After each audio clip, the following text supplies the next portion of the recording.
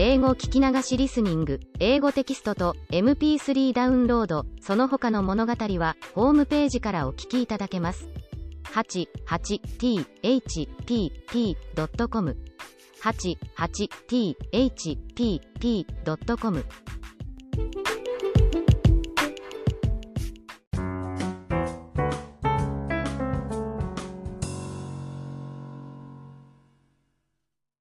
Beauty and the Beast. Once upon a time, in a very far-off country, there lived a merchant who had been so fortunate in all his undertakings that he was enormously rich. As he had, however, 6 sons and 6 daughters, he found that his money was not too much to let them all have everything they fancied, as they were accustomed to do. But one day a most unexpected misfortune befell them. Their house caught fire and was speedily burnt to the ground, with all the splendid furniture, the books, pictures, gold, silver, and precious goods it contained, and this was only the beginning of their troubles. Their father, who had until this moment prospered in all ways, suddenly lost every ship he had upon the sea, either by dint of pirates, shipwreck, or fire. Then he heard that his clerks in distant countries, whom he trusted entirely, had proved unfaithful, and at last from great wealth he fell into the direst poverty. All that he had left was a little house in a desolate place at least 100 leagues from the town in which he had lived, and to this he was forced to retreat with his children, who were in despair at the idea of leading such a different life. Indeed, the daughters at first hoped that their friends, who had been so numerous while they were rich, would insist on their staying in their houses now they no longer possessed one.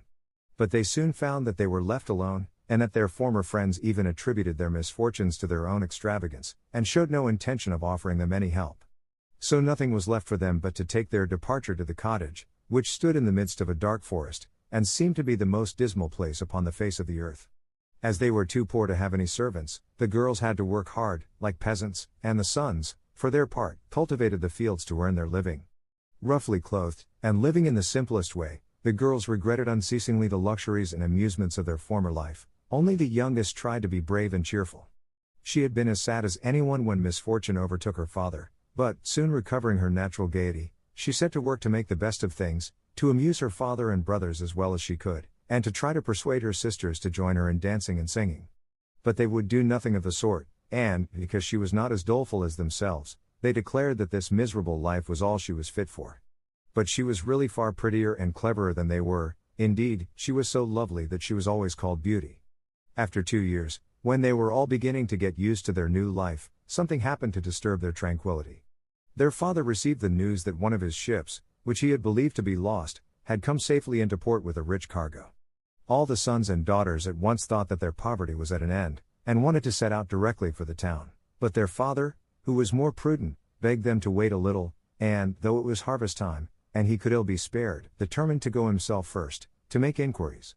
Only the youngest daughter had any doubt but that they would soon again be as rich as they were before, or at least rich enough to live comfortably in some town where they would find amusement and gay companions once more.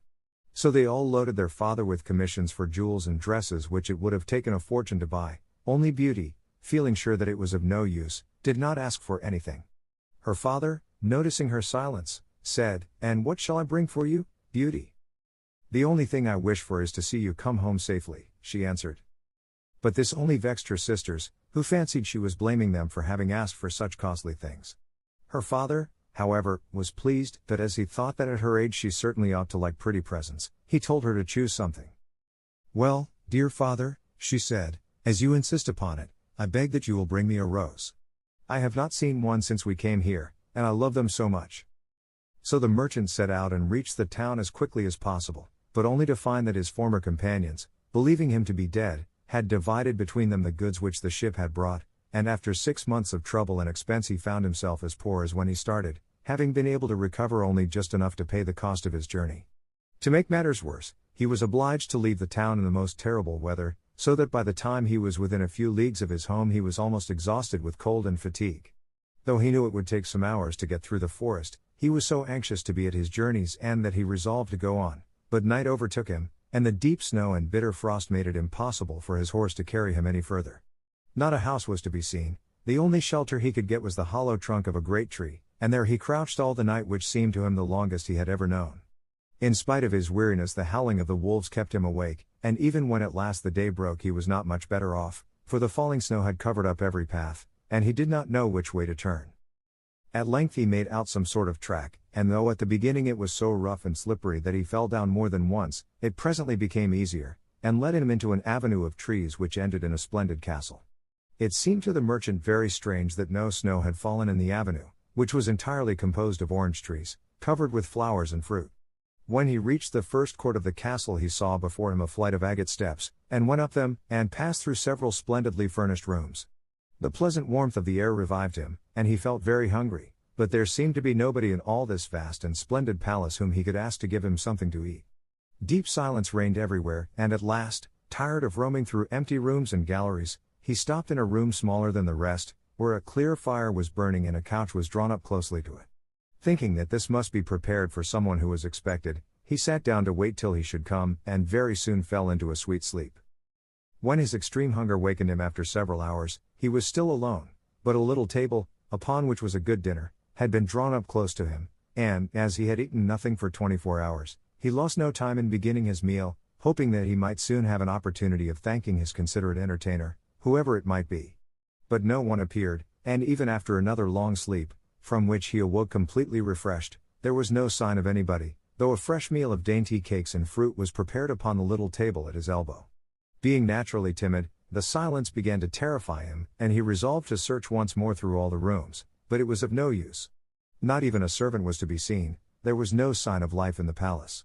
He began to wonder what he should do, and to amuse himself by pretending that all the treasures he saw were his own, and considering how he would divide them among his children. Then he went down into the garden, and though it was winter everywhere else, here the sun shone, and the birds sang, and the flowers bloomed, and the air was soft and sweet. The merchant, in ecstasies with all he saw and heard, said to himself, "All this must be meant for me. I will go this minute and bring my children to share all these delights." In spite of being so cold and weary when he reached the castle, he had taken his horse to the stable and fed it. Now he thought he would saddle it for his homeward journey, and he turned down the path which led to the stable. This path had a hedge of roses on each side of it, and the merchant thought he had never seen or smelt such exquisite flowers. They reminded him of his promise to Beauty, and he stopped and had just gathered one to take to her when he was startled by a strange noise behind him. Turning round, he saw a frightful beast, which seemed to be very angry and said, in a terrible voice, "Who told you that you might gather my roses? Was it not enough that I allowed you to be in my palace and was kind to you? This is the way you show your gratitude, by stealing my flowers. But your insolence shall not go unpunished." The merchant, terrified by these furious words, dropped the fatal rose, and, throwing himself on his knees, cried, "Pardon me, noble sir. I am truly grateful to you for your hospitality, which was so magnificent that I could not imagine that you would be offended by my taking such a little thing as a rose." But the beast's anger was not lessened by this speech. "You are very ready with excuses and flattery," he cried, "but that will not save you from the death you deserve." "Alas," thought the merchant, "if my daughter could only know what danger her rose has brought me into." And in despair he began to tell the beast all his misfortunes, and the reason of his journey, not forgetting to mention Beauty's request. "A king's ransom would hardly have procured all that my other daughters asked," he said, "but I thought that I might at least take Beauty her rose. I beg you to forgive me, for you see I meant no harm." The beast considered for a moment, and then he said, in a less furious tone, "I will forgive you on one condition, that is, that you will give me one of your daughters." "Ah!" cried the merchant, "if I were cruel enough to buy my own life at the expense of one of my children's, what excuse could I invent to bring her here?" "No excuse would be necessary," answered the beast. "If she comes at all she must come willingly. On no other condition will I have her. See if any one of them is courageous enough, and loves you well enough to come and save your life. You seem to be an honest man, so I will trust you to go home. I give you a month to see if either of your daughters will come back with you and stay here, to let you go free. If neither of them is willing, you must come alone, after bidding them goodbye forever, for then you will belong to me. And do not imagine that you can hide from me, for if you fail to keep your word I will come and fetch you," added the beast grimly. The merchant accepted this proposal, though he did not really think any of his daughters could be persuaded to come. He promised to return at the time appointed, and then, anxious to escape from the presence of the beast, he asked permission to set off at once. But the beast answered that he could not go until next day. "Then you will find a horse ready for you," he said. "Now go and eat your supper, and await my orders." The poor merchant, more dead than alive, went back to his room, where the most delicious supper was already served on the little table which was drawn up before a blazing fire. But he was too terrified to eat, and only tasted a few of the dishes, for fear the beast should be angry if he did not obey his orders. When he had finished, he heard a great noise in the next room, which he knew meant that the beast was coming. As he could do nothing to escape his visit, the only thing that remained was to seem as little afraid as possible. So when the beast appeared and asked roughly if he had supped well, the merchant answered humbly that he had, thanks to his host's kindness. Then the beast warned him to remember their agreement, and to prepare his daughter exactly for what she had to expect. Do not get up tomorrow, he added, until you see the sun and hear a golden bell ring. Then you will find your breakfast waiting for you here, and the horse you are to ride will be ready in the courtyard. He will also bring you back again when you come with your daughter a month hence. Farewell. Take a rose to Beauty, and remember your promise. The merchant was only too glad when the beast went away, and though he could not sleep for sadness, he lay down until the sun rose. Then, after a hasty breakfast, he went to gather Beauty's rose, and mounted his horse, which carried him off so swiftly that in an instant he had lost sight of the palace, and he was still wrapped in gloomy thoughts when it stopped before the door of the cottage. His sons and daughters, who had been very uneasy at his long absence, rushed to meet him, eager to know the result of his journey, which, seeing him mounted upon a splendid horse and wrapped in a rich mantle, they supposed to be favorable. He hid the truth from them at first, only saying sadly to Beauty as he gave her the rose, "Here is what you asked me to bring you, you little know what it has cost." But this excited their curiosity so greatly that presently he told them his adventures from beginning to end, and then they were all very unhappy. The girls lamented loudly over their lost hopes, and the sons declared that their father should not return to this terrible castle, and began to make plans for killing the beast if it should come to fetch him. But he reminded them that he had promised to go back. Then the girls were very angry with Beauty, and said it was all her fault, and that if she had asked for something sensible this would never have happened, and complained bitterly that they should have to suffer for her folly. Poor Beauty, much distressed, said to them, "I have, indeed, caused this misfortune, but I assure you I did it innocently. Who could have guessed that to ask for a rose in the middle of summer would cause so much misery? But as I did the mischief, it is only just that I should suffer for it. I will therefore go back with my father to keep his promise." At first nobody would hear of this arrangement, and her father and brothers, who loved her dearly, declared that nothing should make them let her go, but Beauty was firm. As the time drew near, she divided all her little possessions between her sisters, and said goodbye to everything she loved, and when the fatal day came she encouraged and cheered her father as they mounted together the horse which had brought him back.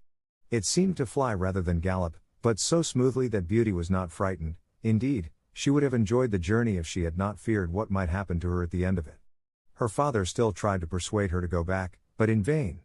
While they were talking the night fell, and then, to their great surprise, wonderful colored lights began to shine in all directions, and splendid fireworks blazed out before them. All the forest was illuminated by them, and even felt pleasantly warm, though it had been bitterly cold before. This lasted until they reached the avenue of orange trees, where were statues holding flaming torches, and when they got nearer to the palace they saw that it was illuminated from the roof to the ground, and music sounded softly from the courtyard. "The beast must be very hungry," said Beauty, trying to laugh, "if he makes all this rejoicing over the arrival of his prey." But, in spite of her anxiety, she could not help admiring all the wonderful things she saw. The horse stopped at the foot of the flight of steps leading to the terrace, and when they had dismounted her father led her to the little room he had been in before, where they found a splendid fire burning, and the table daintily spread with a delicious supper. The merchant knew that this was meant for them, and Beauty, who was rather less frightened now that she had passed through so many rooms and seen nothing of the beast, was quite willing to begin, for her long ride had made her very hungry. But they had hardly finished their meal when the noise of the beast's footsteps was heard approaching, and Beauty clung to her father in terror, which became all the greater when she saw how frightened he was. But when the beast really appeared, though she trembled at the sight of him, she made a great effort to hide her terror, and saluted him respectfully. This evidently pleased the beast. After looking at her he said, in a tone that might have struck terror into the boldest heart, though he did not seem to be angry, "Good evening, old man." "Good evening, Beauty." The merchant was too terrified to reply, but Beauty answered sweetly, "Good evening, beast." "Have you come willingly?" asked the beast. "Will you be content to stay here when your father goes away?" Beauty answered bravely that she was quite prepared to stay. "I am pleased with you," said the beast. "As you have come of your own accord, you may stay. As for you, old man," he added, turning to the merchant, "at sunrise tomorrow you will take your departure. When the bell rings, get up quickly and eat your breakfast, and you will find the same horse waiting to take you home, but remember that you must never expect to see my palace again." Then turning to Beauty, he said, "Take your father into the next room, and help him to choose everything you think your brothers and sisters would like to have. You will find 2 traveling trunks there. Fill them as full as you can. It is only just that you should send them something very precious as a remembrance of yourself." Then he went away, after saying, "Goodbye, Beauty. Goodbye, old man." And though Beauty was beginning to think with great dismay of her father's departure, she was afraid to disobey the beast's orders, and they went into the next room, which had shelves and cupboards all round it. They were greatly surprised at the riches it contained. There were splendid dresses fit for a queen, with all the ornaments that were to be worn with them, and when Beauty opened the cupboard she was quite dazzled by the gorgeous jewels that lay in heaps upon every shelf. After choosing a vast quantity, which she divided between her sisters, for she had made a heap of the wonderful dresses for each of them, she opened the last chest, which was full of gold. "I think, father," she said, "that, as the gold will be more useful to you, we had better take out the other things again, and fill the trunks with it." So they did this, but the more they put in the more room there seemed to be, and at last they put back all the jewels and dresses they had taken out, and Beauty even added as many more of the jewels as she could carry at once, and then the trunks were not too full, but they were so heavy that an elephant could not have carried them. "The beast was mocking us," cried the merchant. "He must have pretended to give us all these things, knowing that I could not carry them away." "Let us wait and see," answered Beauty. "I cannot believe that he meant to deceive us. All we can do is to fasten them up and leave them ready." So they did this and returned to the little room, where, to their astonishment, they found breakfast ready. The merchant ate his with a good appetite, as the beast's generosity made him believe that he might perhaps venture to come back soon and see Beauty. But she felt sure that her father was leaving her forever, so she was very sad when the bell rang sharply for the second time, and warned them that the time had come for them to part.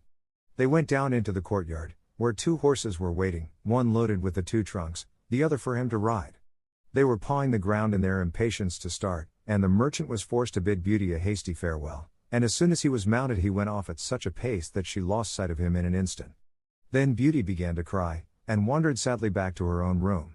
But she soon found that she was very sleepy, and as she had nothing better to do she lay down and instantly fell asleep. And then she dreamed that she was walking by a brook bordered with trees, and lamenting her sad fate, when a young prince, handsomer than anyone she had ever seen, and with a voice that went straight to her heart, came and said to her, "Ah, Beauty! You are not so unfortunate as you suppose. Here you will be rewarded for all you have suffered elsewhere. Your every wish shall be gratified. Only try to find me out, no matter how I may be disguised, as I love you dearly, and in making me happy you will find your own happiness. Be as true-hearted as you are beautiful, and we shall have nothing left to wish for." "What can I do, Prince, to make you happy?" said Beauty. "Only be grateful," he answered, "and do not trust too much to your eyes. And, above all, do not desert me until you have saved me from my cruel misery." After this she thought she found herself in a room with a stately and beautiful lady, who said to her, "Dear Beauty, try not to regret all you have left behind you, for you are destined to a better fate. Only do not let yourself be deceived by appearances." Beauty found her dream so interesting that she was in no hurry to awake, but presently the clock roused her by calling her name softly 12 times, and then she got up and found her dressing table set out with everything she could possibly want, and when her toilet was finished she found dinner was waiting in the room next to hers. But dinner does not take very long when you are all by yourself, and very soon she sat down cozily in the corner of a sofa, and began to think about the charming prince she had seen in her dream. "He said I could make him happy," said Beauty to herself. "It seems, then, that this horrible beast keeps him a prisoner.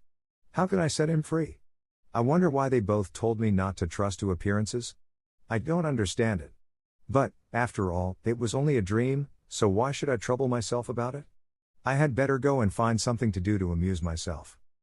So she got up and began to explore some of the many rooms of the palace. The first she entered was lined with mirrors, and Beauty saw herself reflected on every side, and thought she had never seen such a charming room. Then a bracelet which was hanging from a chandelier caught her eye, and on taking it down she was greatly surprised to find that it held a portrait of her unknown admirer, just as she had seen him in her dream.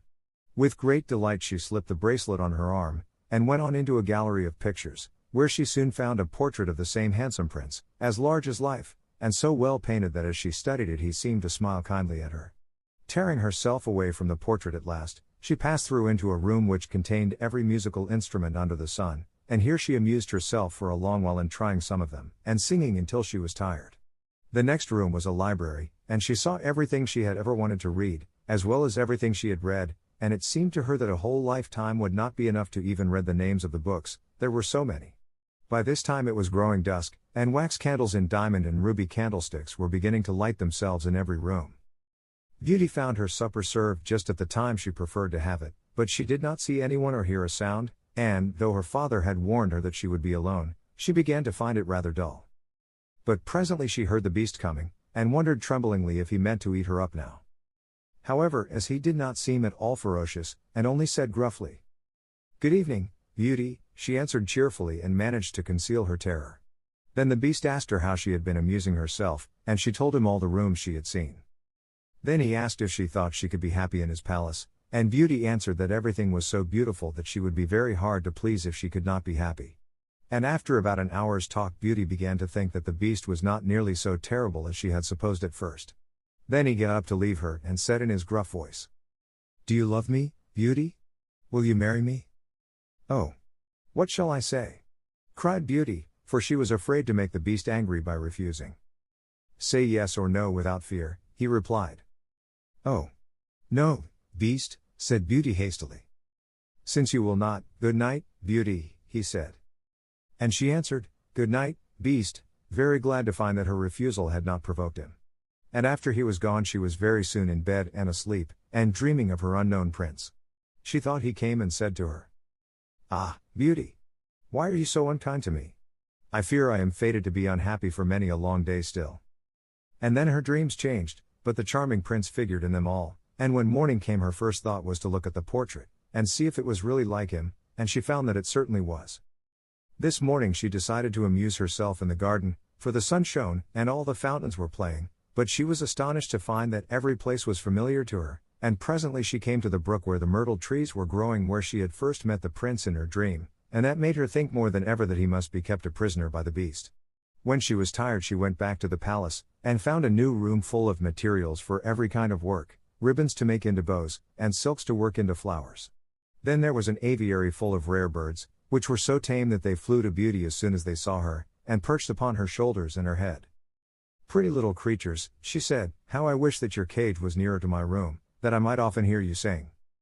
So saying she opened a door, and found, to her delight, that it led into her own room, though she had thought it was quite the other side of the palace. There were more birds in a room farther on, parrots and cockatoos that could talk, and they greeted Beauty by name. Indeed, she found them so entertaining that she took one or two back to her room, and they talked to her while she was at supper, after which the beast paid her his usual visit, and asked her the same questions as before, and then with a gruff good night he took his departure, and Beauty went to bed to dream of her mysterious prince. The days passed swiftly in different amusements, and after a while Beauty found out another strange thing in the palace, which often pleased her when she was tired of being alone. There was one room which she had not noticed particularly. It was empty, except that under each of the windows stood a very comfortable chair, and the first time she had looked out of the window it had seemed to her that a black curtain prevented her from seeing anything outside. But the second time she went into the room, happening to be tired, she sat down in one of the chairs, when instantly the curtain was rolled aside, and a most amusing pantomime was acted before her. There were dances, and colored lights, and music, and pretty dresses, and it was all so gay that Beauty was in ecstasies. After that she tried the other 7 windows in turn, and there was some new and surprising entertainment to be seen from each of them, so that Beauty never could feel lonely any more.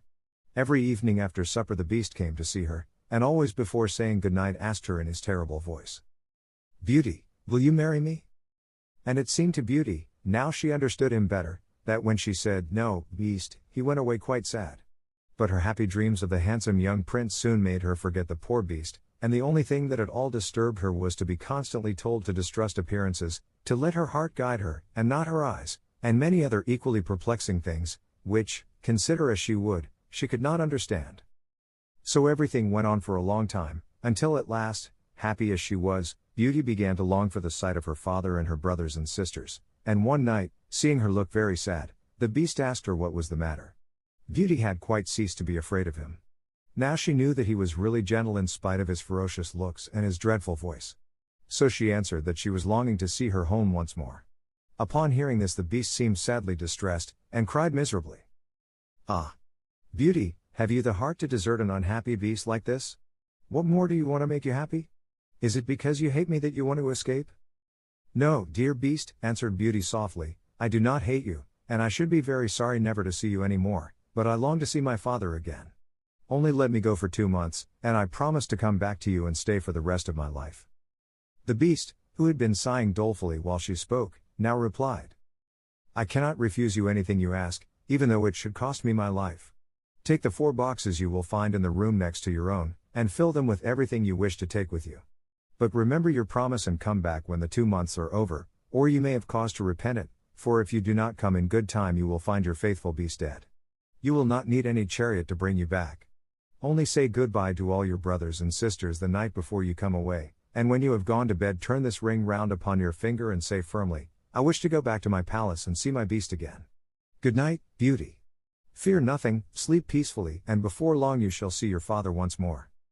As soon as Beauty was alone she hastened to fill the boxes with all the rare and precious things she saw about her, and only when she was tired of heaping things into them did they seem to be full. Then she went to bed, but could hardly sleep for joy. And when at last she did begin to dream of her beloved prince she was grieved to see him stretched upon a grassy bank, sad and weary, and hardly like himself. "What is the matter?" she cried. He looked at her reproachfully, and said, "How can you ask me, cruel one? Are you not leaving me to my death perhaps?" "Ah! Don't be so sorrowful," cried Beauty, "I am only going to assure my father that I am safe and happy. I have promised the beast faithfully that I will come back, and he would die of grief if I did not keep my word." "What would that matter to you?"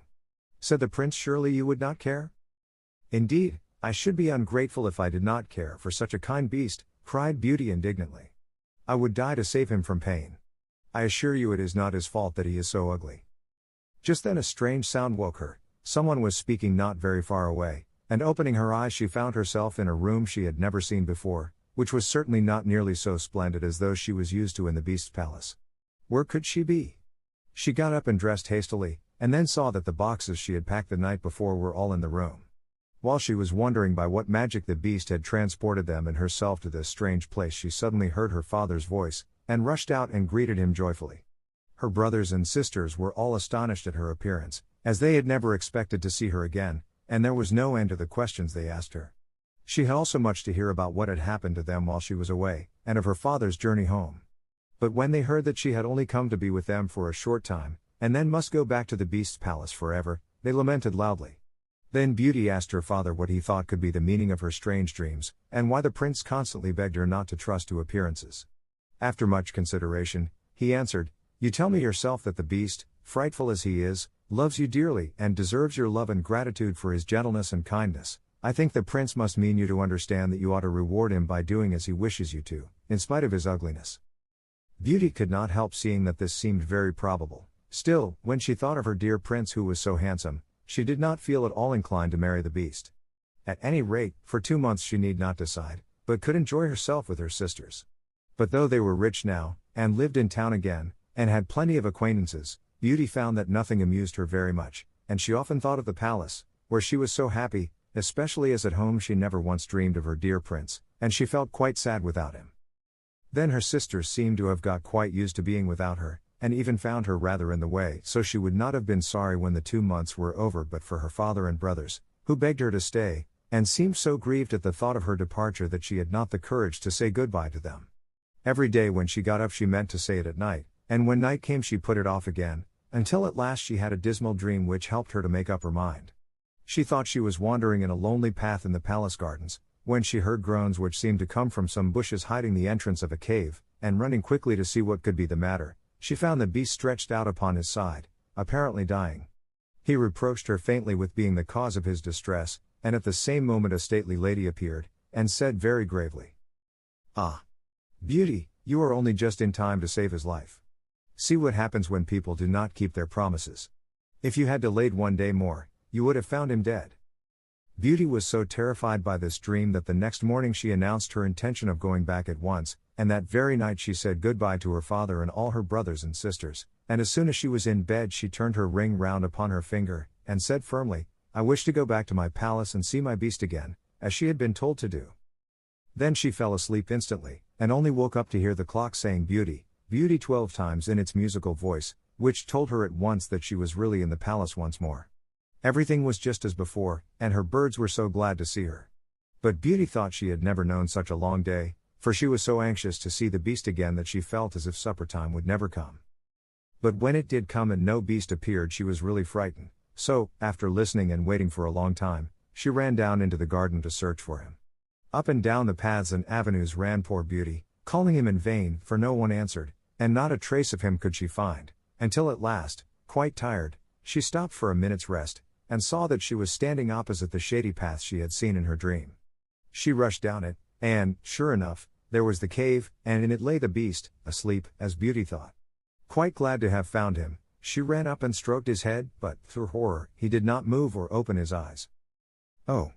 He is dead, and it is all my fault," said Beauty, crying bitterly. But then, looking at him again, she fancied he still breathed, and, hastily fetching some water from the nearest fountain, she sprinkled it over his face, and, to her great delight, he began to revive. "Oh! Beast, how you frightened me!" she cried. "I never knew how much I loved you until just now, when I feared I was too late to save your life." "Can you really love such an ugly creature as I am?" said the beast faintly. "Ah! Beauty, you only came just in time. I was dying because I thought you had forgotten your promise. But go back now and rest, I shall see you again by and by." Beauty, who had half expected that he would be angry with her, was reassured by his gentle voice, and went back to the palace, where supper was awaiting her, and afterward the beast came in as usual, and talked about the time she had spent with her father, asking if she had enjoyed herself, and if they had all been very glad to see her. Beauty answered politely, and quite enjoyed telling him all that had happened to her. And when at last the time came for him to go, and he asked, as he had so often asked before, "Beauty, will you marry me?" she answered softly, "Yes, dear beast." As she spoke, a blaze of light sprang up before the windows of the palace, fireworks crackled and guns banged, and across the avenue of orange trees, in letters all made of fireflies, was written, "Long live the prince and his bride."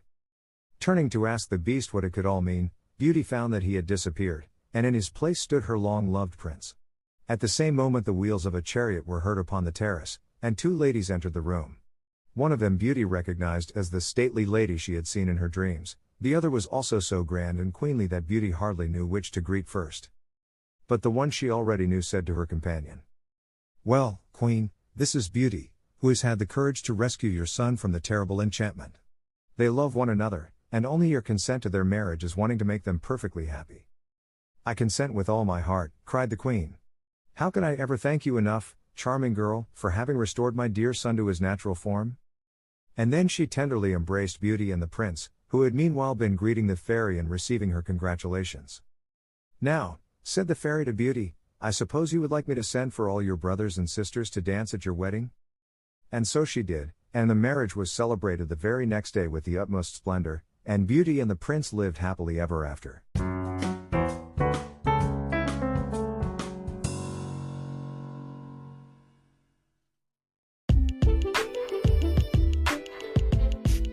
英語聞き流しリスニング」英語テキストと MP3 ダウンロード、その他の物語はホームページからお聞きいただけます。88thpp.com 88thpp.com